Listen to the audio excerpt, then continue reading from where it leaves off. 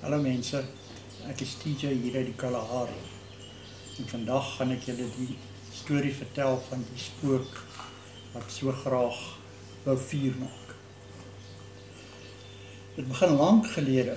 My oupa en ouma het op 'n plaas gebly so 6 myl van die Van Reenen stasie daar in die Drakensberge. En hulle het so aan die voet van die Drakensberge gebly. As ons die berg opgeklim het, aan die een kant was dit die Vrystaat en aan die ander kant was ons in Natal. Maar die huis was so gebou dat daar 'n kamer was wat direk uit die kombuis uitgeloop het. Wel, die storie het werklik gebeur. Nie net my nie, maar met omtrent elke familielid wat ek ken. So dit is 'n absolute ware verhaal. My oupa en ouma het nie krag gehad nie.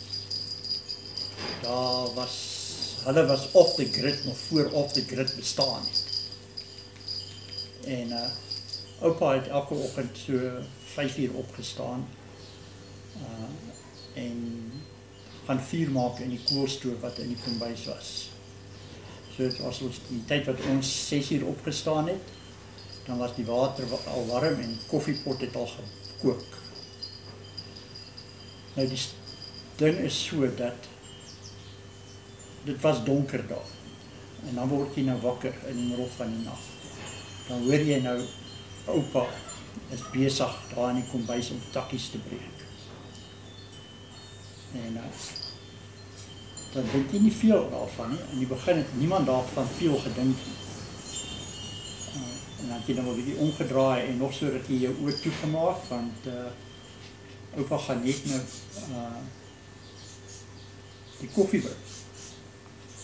En ding is dan jy in slaap geraak en as jy wakker word, dan hoor jy, daar gaan oupa se kamerdeur oop en hy kom in die kombuis in. Niemand het ooit geweet wie die stokkies gebreek daar op die plaas nie. Maar elke familielid het daai stokkiebreek insident beleef.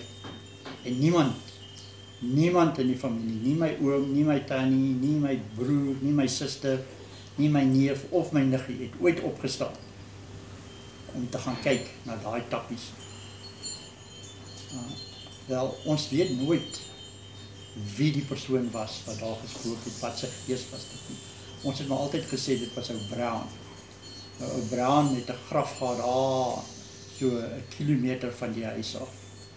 En hy was 'n ou Engelsman wat daar begrawe is en ons het nie veel geskiedenis gehad van hom. En dit is nou maar die storie van die spook wat elke oggend vir vuur maak. As julle van die storie hou en of as julle enige ander stories het oor spooke, laat my weet in die comments en as julle lus voel, subscribe ook. Lekker dag vir hom.